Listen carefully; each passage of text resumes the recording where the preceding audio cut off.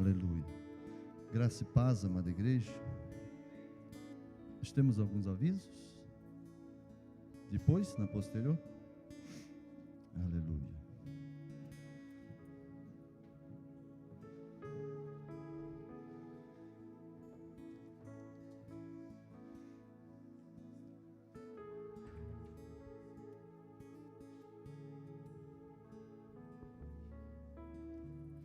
Amados, o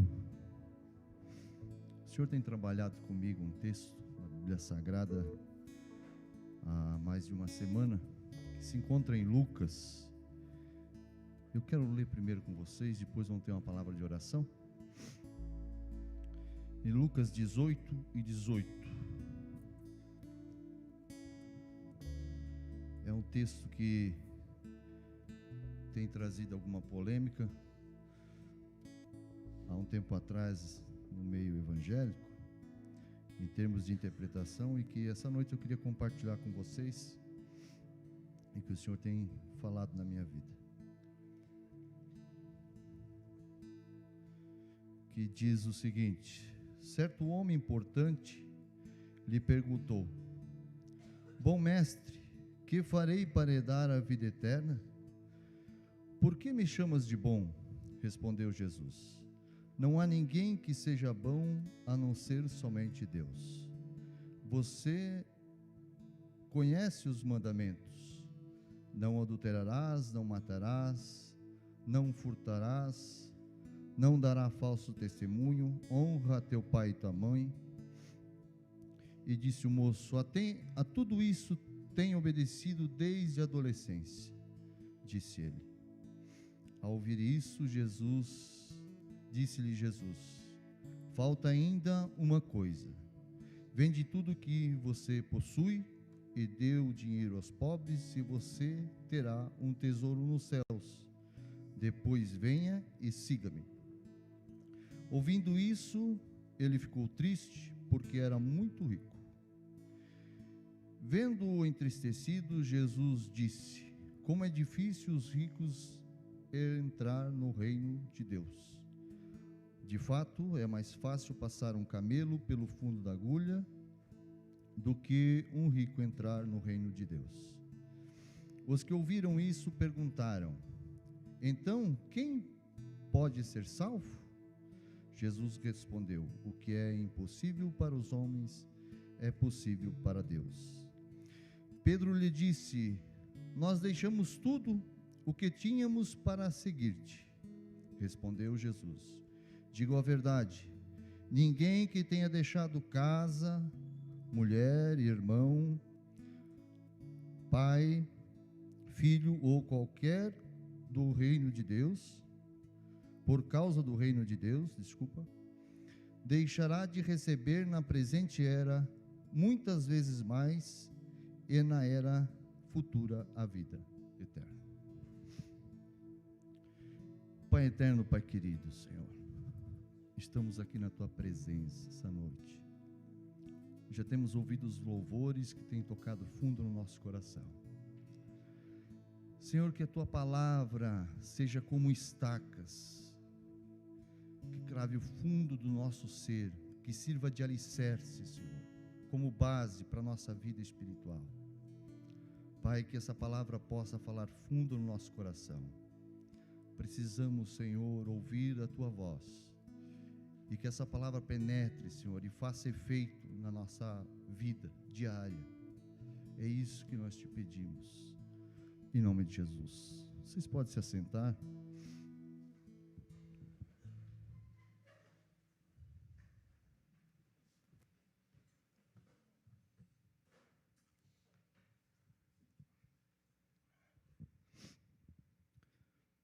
Amados, quando esse fato se deu, para contextualizar um pouco, era Jesus saindo Mateus vai trazer esse texto, que está nos sinóticos, em Mateus 19, o Marcos 10, também vai relatar o mesmo texto. E Jesus está saindo da Galileia, vai para a Judéia, provavelmente a sua última viagem onde ele vai subir a Jerusalém, e ali a sua última Páscoa, ele vai passar com os discípulos, e vai ser entregue para ser crucificado. E o meu texto diz que aproximou-se o jovem rico, e se prostra perante Jesus e diz: bom mestre, o que preciso fazer para herdar a vida eterna? O que é necessário que eu faça a mais? Aí o Senhor fala o óbvio para ele, disse, primeiro Jesus repreende por ter chamado de bom mestre, e aqui é um pouco controverso, porque se tinha alguém que podia ser chamado de bom, era Jesus. Só que também a gente sabe que no costume, entre os líderes judaicos, e se tinha essa orientação, que há somente um que é bom, que é Deus, na sua plenitude. Um pouco controverso nos nossos dias, né? Que muitos se têm o título, mas eu sou uma pessoa tão boa, eu faço tudo certinho. Não é assim? Você não conhece muitas pessoas que rogam o título de bonzinhos? Eu sou bom. Na sua natureza, na essência, do fundo do coração, há só um que é bom. Nossos pensamentos são maus. E é em cima dessa ideia que o judaísmo traz, e trazia e traz até nos dias de hoje, né? Que há só um bom, só um perfeito, que é Deus. Então Jesus repreende ele dizendo assim: por que me chamas de bom? Onde há só um que é bom, que é Deus. E daí, em seguida ele fala o óbvio para esse jovem, e diz: olha, você conhece os mandamentos? E aqui ele usa as leis sociais do judaísmo, e diz o seguinte: ó, não matarás, não roubarás, não dará falso testemunho, honra teu pai e tua mãe, obedece. Aí o jovem disse: mas eu tenho feito isso. Eu tenho feito isso desde a minha mocidade. Tenho feito isso e obedecido e seguido a palavra de Deus. Daí Jesus olha, e o texto, um dos textos sinóticos vai dizer que Jesus amou ele. E vai dizer assim que olha para ele e disse: mas ainda te falta uma coisa. E viu que ele era abastado, viu que ele era um jovem rico, possuía muitos bens, e disse: te falta, vá, vende tudo que tens, e depois volta e me segue. Preste atenção que nessa passagem, Jesus não diz para ele: vá, vende tudo que tens, e assim então terás a vida eterna. Foi isso? Não. Vá, vende tudo que tens, depois distribui aos teus irmãos, distribui aos pobres, depois vem e segue-me. Jesus não promete o reino para ele vendendo tudo somente. Jesus não diz: ó, tu vai ter o reino, vende e dá aos pobres. Em sequência, e na sequência ele continua, né? Quando ele faz essa proposta, o semblante do moço muda, e ele cai na real que ele não pode fazer aquilo, ele não tem força suficiente para fazer aquilo. E tudo aquilo que ele falou para Jesus, que tinha obedecido desde a sua infância, cai por terra. Tudo aquilo que ele dizia que ele cumpria desde a sua mocidade, cai por terra mediante a proposta. E uma coisa, amados, fica claro. Para nós, nos nossos dias, se tem alguma coisa que nós não conseguimos se desfazer, nós não possuímos aquilo, mas aquilo possui a nós. Se tem alguma coisa que é mais importante que o reino de Deus,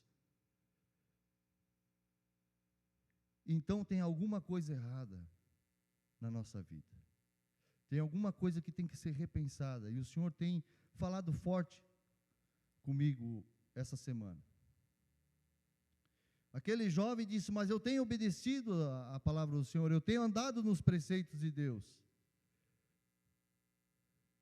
E talvez ele tenha ido atrás de Jesus buscando algo a mais. Ele já conhecia a trajetória de Jesus, já tinha visto, ouvido falar de Jesus Cristo, visto os milagres. A fama de Jesus era grande, porque grande multidão o seguia. E ele chegou até Jesus dizendo: o que eu preciso fazer? O que é necessário eu, pessoal, faço para herdar a vida eterna? Talvez esperando um novo mandamento? Talvez esperando que Jesus mandasse ele fazer, não sei, uma caridade, que era muito comum e costumeiro entre os judeus. A caridade, até os dias de hoje. E Jesus vai ao extremo e diz: se desfaz de tudo que você tem, distribui com teus irmãos e vem e me segue. Porque Jesus já conhecia o coração, já olhou para aquele rapaz e viu, quando ele disse que tinha cumprido todas as coisas, desde a sua mocidade, que havia algo que o prendia, que havia algo que ele não conseguiria se desfazer em troca do reino. E daí Jesus fala uma palavra que choca até mesmo os discípulos. Ouvindo isso, no 22 diz o seguinte: ouvindo isso, disse Jesus. Falta ainda uma coisa. Desculpa, irmãos, é no 23, né? Ouvindo isso, ele se entristeceu e se retirou, porque era muito rico. Vendo o entristecido Jesus disse: como é difícil o rico entrar no reino de Deus. De fato, é mais fácil passar um camelo pelo fundo da agulha do que o rico entrar no reino dos céus. E aqui eu vou deixar uma polêmica para os pastores de PG, né? Explicar o que é o fundo da agulha. O Boaz e o Ivan aí. Brincadeira. Mas, amados,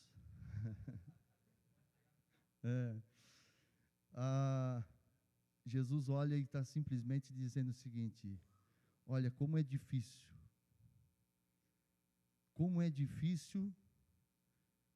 você se desprender daquilo que te domina. E fundo da agulha, apesar de que há um conceito, principalmente na região do Oriente Médio, que de tratar, mas isso é uma coisa mais moderna, de tratar aquela porta pequena dos muros, onde só passava uma pessoa, como o olho de agulha. Mas não que nesse texto esteja se referindo a isso. Não quer dizer que esse texto está se referindo a isso. Mas tem esse costume. Mas isso, Jesus faz essa ilustração e traz essa ilustração com o fundo da agulha para mostrar como é difícil e que é impossível o homem, por seus méritos próprios, se salvar. Possuir o reino de Deus por suas próprias forças. Entrar no reino de Deus com os seus próprios méritos. É impossível. Não tem como. Assim como era impossível para esse jovem que dizia que cumpria e andava nos preceitos do Senhor, e que tem o texto de Mateus que diz: se você quer ser perfeito, porque Jesus fala sobre isso, sede perfeitos, sede santos, como é o vosso Pai que está no céu. E quando ele fala assim: mas tudo isso eu tenho cumprido desde a minha mocidade, então você quer ser perfeito? Vá, vende tudo e dá aos teus irmãos, distribui entre os teus irmãos, aos pobres, e segue-me. E daí ele viu quão difícil era para ele, quão custoso seria para ele abrir mão de tudo que ele tinha para seguir a Jesus, para obter o tão sonhado ou o que ele achava que seria simples de conseguir, o reino dos céus, ou a vida eterna, como trata o texto. Agora tem algumas coisas, amados, que eu gostaria de trabalhar com a igreja. Coisas que o texto não quer dizer. No século passado, a nossa igreja, a igreja cristã, passou por um período de que se pregou muito nas igrejas que riqueza era pecado. Então, rico, peraí, né? Você ter muitas posses, você ser uma pessoa rica, não vai para o céu, cuidado. E também era costume no meio judaico, de uma pessoa que era bem abastada, abençoada, que tinha riqueza, que essa pessoa que era abençoada, ela tinha uma vida regrada, uma vida, como eu posso dizer, aos pés do Senhor, assim como esse moço, ele era um bom religioso. Ele dava boas esmolas, boas ofertas, pagava o dízimo, ia na igreja todo domingo.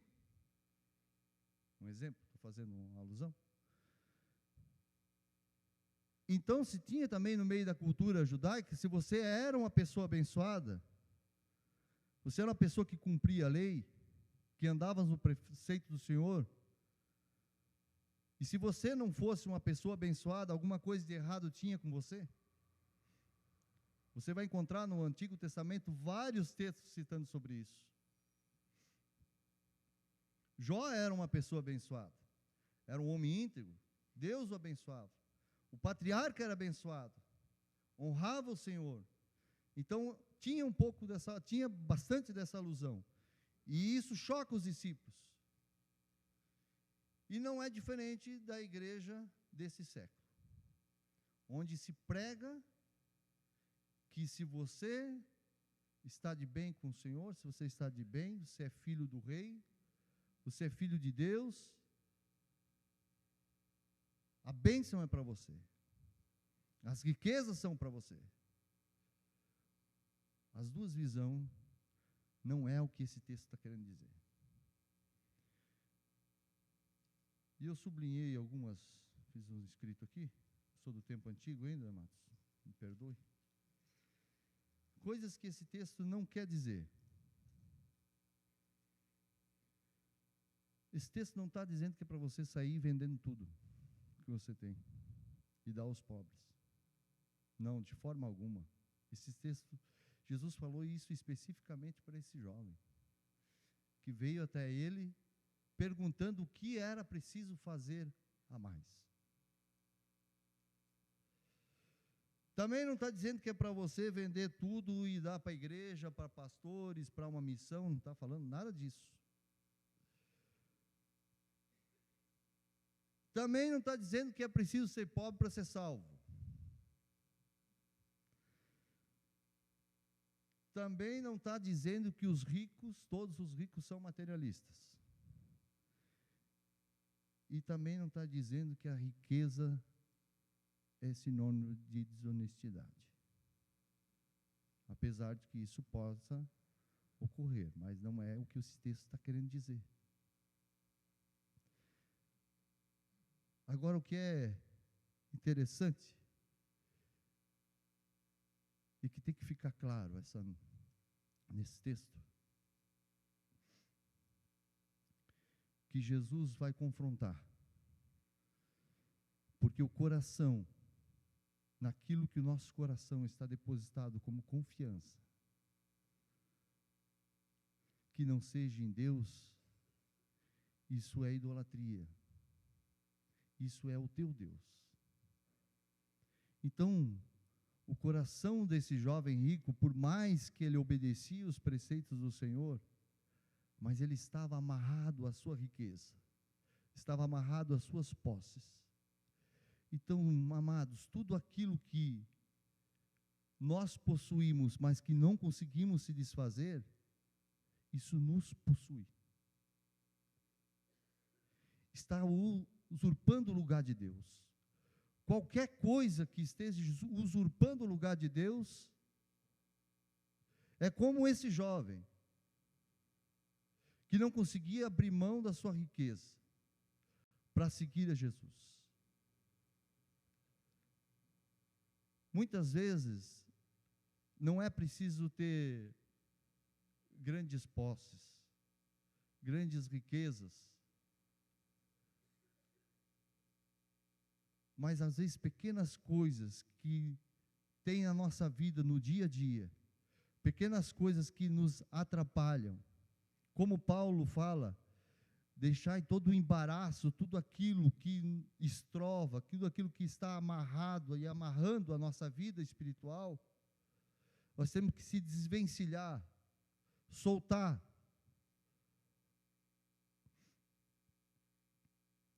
E daí, na posterior,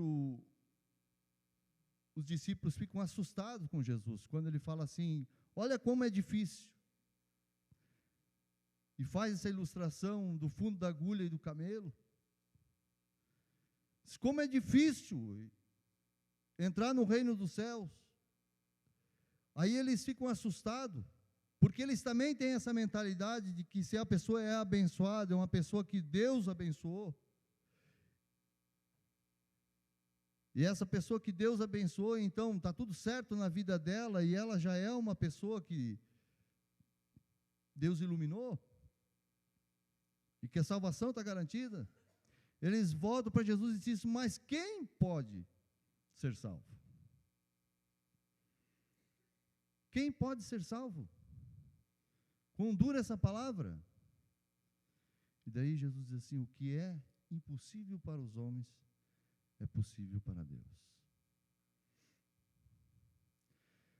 Porque não é por aquilo que eu faço que eu sou salvo.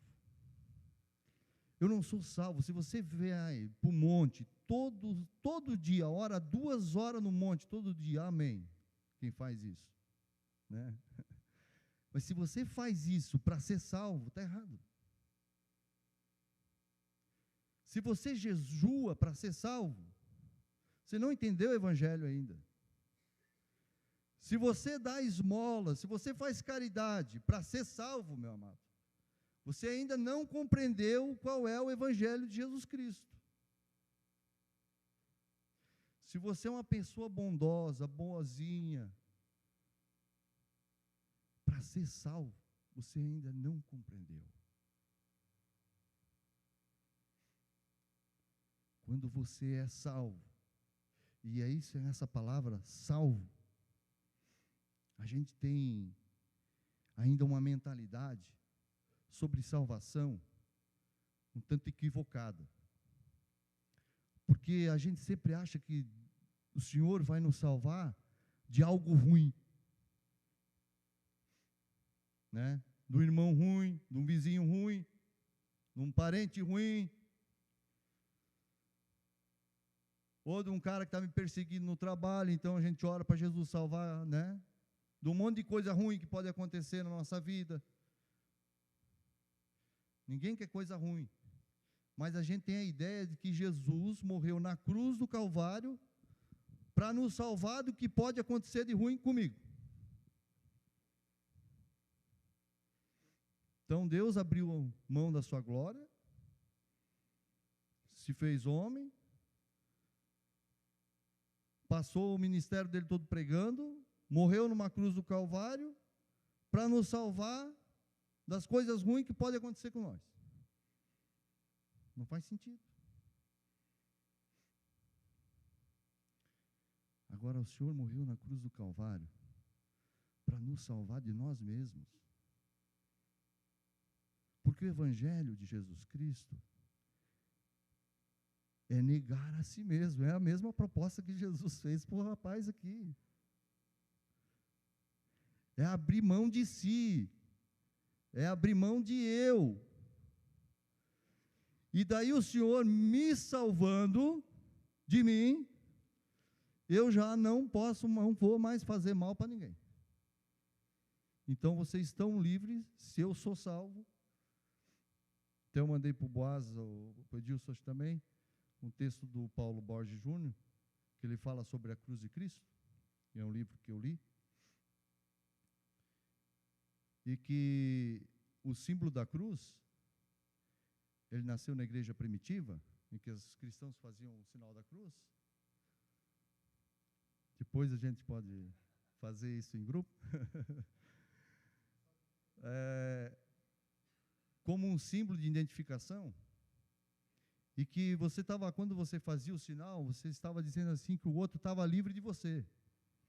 Que você não ia fazer nada que o pudesse prejudicar, fazer nada contra aquele irmão, porque você era uma pessoa salva. Eles tinham entendido o propósito da salvação. E a gente acha que o Senhor vai nos salvar das coisas ruins desse mundo. Não, de forma alguma. O Evangelho de Jesus Cristo é negar a si. É abrir mão de si mesmo, em prol do Evangelho. Em prol da causa maior, em prol do propósito de Deus. E qual é o propósito de Deus?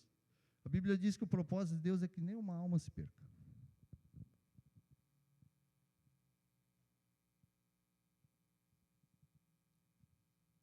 Paulo vai dizer a seguinte expressão: e nós que morremos com Cristo, ressuscitamos com Ele,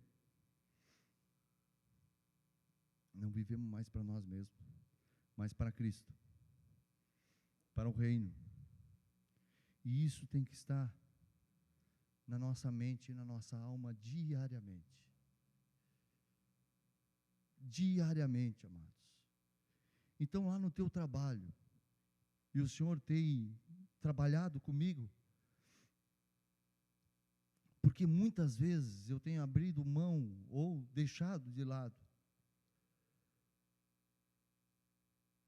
coisas que era para o Senhor, ou que é para a gente fazer para Deus, testemunhar de Jesus, às vezes, por troca de momentos de trabalho, de lazer, de prazer. Não estou dizendo que você não possa fazer isso. Não é isso, meu amado. Você tem que ter.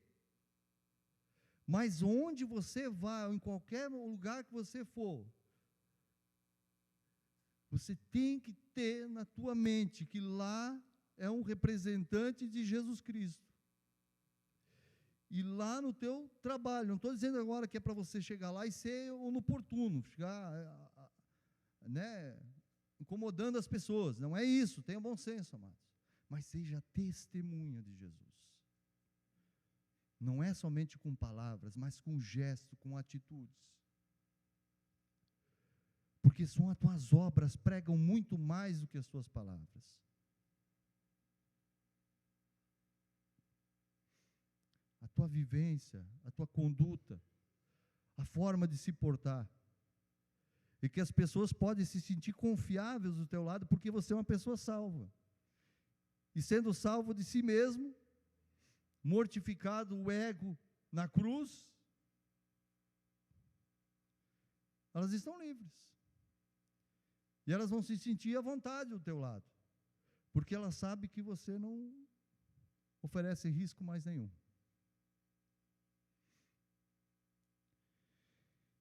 E daí, em continuação, amados, para nós concluir.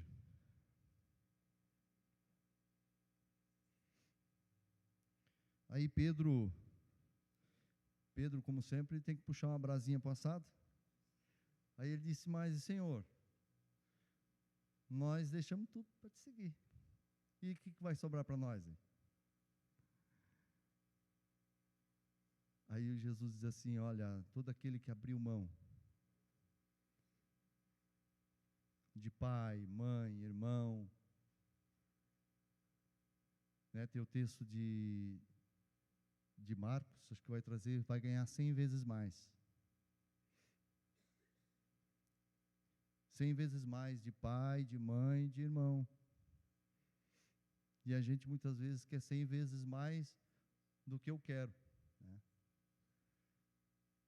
E a gente acha ainda, ou tem o pensamento ainda, de que o Senhor veio para realizar as nossas vontades e desejos, aquilo que a gente quer. E que daí a vontade não é mais de Deus, mas a minha, e que Deus vai realizar as minhas vontades. E daí tem um monte de gente aí pedindo coisa que Deus não pode dar. Aliás, quem foi que ensinou isso, né? Que é preciso fazer algo para você receber outro alvo. Quem foi que ensinou isso? Onde é que você vê isso na Bíblia? Você vê lá na tentação do Éden? Na proposta da serpente? Não, não. O dia que vocês comerem, vai se abrir o entendimento, então vocês vão ganhar algo e serão os iguais a Deus. Conhecedores do bem e do mal. Tentação de Jesus Cristo. Não está com fome, camarada? Ordena, tu é filho de Deus. Ordena que essas pedras se transformem em pão. Receba, tu é filho de Deus. Te joga daqui, do alto do templo, aqui, né? Te joga, os anjos vão vir, vão te parar, porque está escrito, e usa a Bíblia ainda. Não parece com algumas pregações por aí?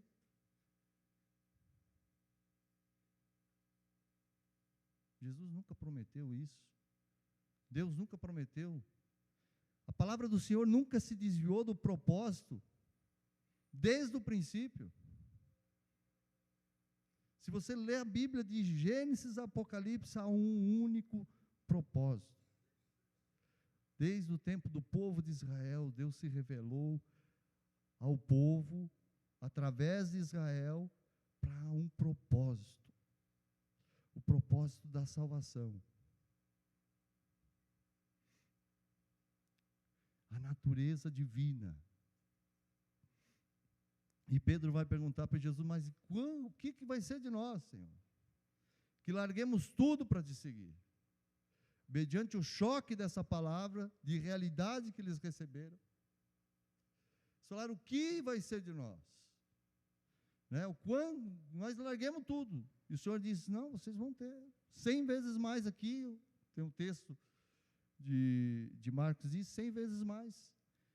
E a vida eterna. Mas não é 100 vezes mais de bens materiais que Jesus estava falando. E quando a gente faz parte da família de Deus, a gente entende o que é 100 vezes mais. É 100 vezes mais de irmãos que você pode contar. Salvos. Que você não precisa mais se preocupar. Não é uma bênção? Você ter 100 vezes mais de irmãos, de pais, de mães, porque isso é uma grande família. E daí não tem mais essa diferença de rico, de pobre, de feio, bonito, pouco só, né? Porque todos nós somos irmãos em Cristo Jesus.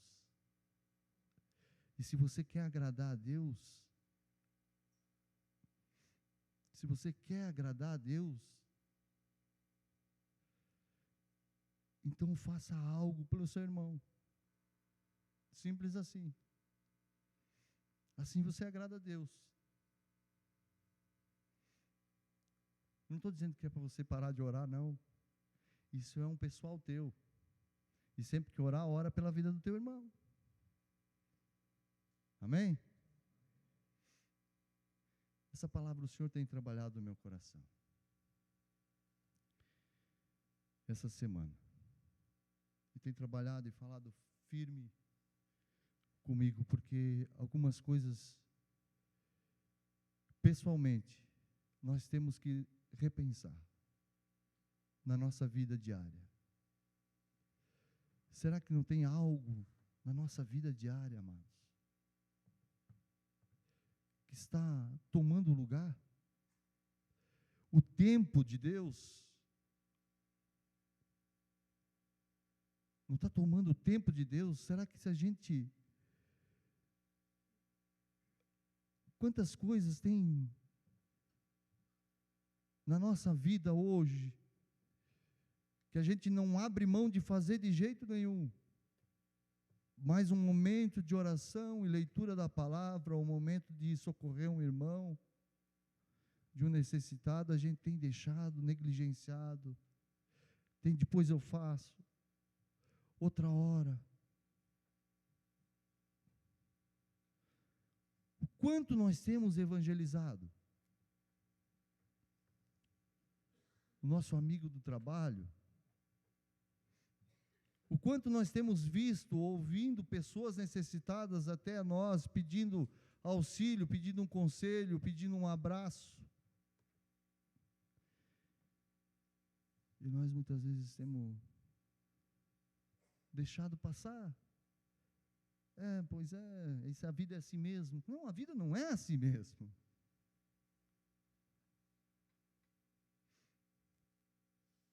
Amados, essa palavra falou fundo no meu coração. Espero que tenha falado no teu coração. Eu queria que você se colocasse de pé para ter uma palavra de oração.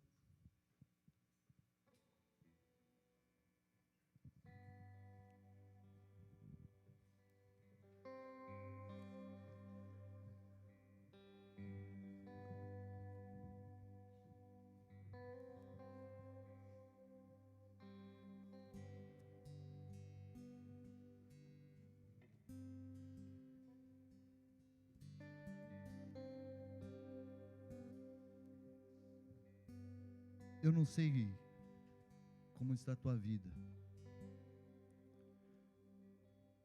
Você pode fazer uma análise aí do teu coração, da tua vida, do teu momento diário com Deus.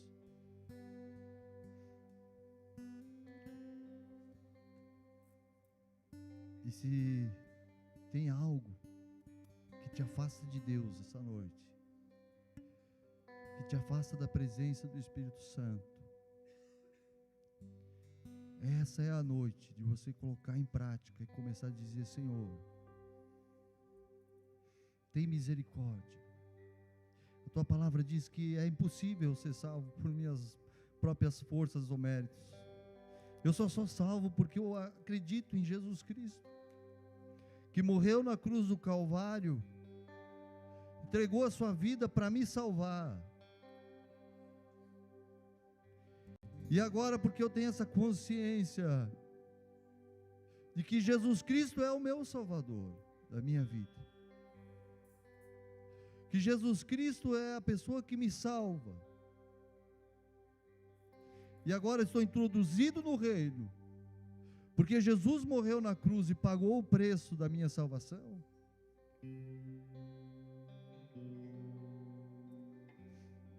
E eu não tenho vivido a plenitude desse reino. O Senhor te chama para fazer uma análise no nosso coração, de fazer um propósito com Deus, colocar em prática, dizer: Senhor, eu preciso voltar a ter um momento diário contigo,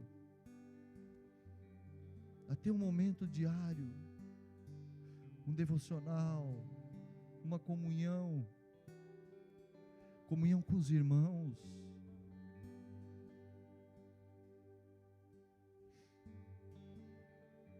Muitas vezes eu fico pensando, eu digo, quanto da nossa amizade, quanto do nosso convívio social é meio que por barganha. Você pode dizer que é absurdo falar isso, mas será que a gente não é só amigo, ou tem a convivência com pessoas que eu posso ser agradável somente, ou porque tem algo que eu possa receber em troca? Há convívios conjugais assim.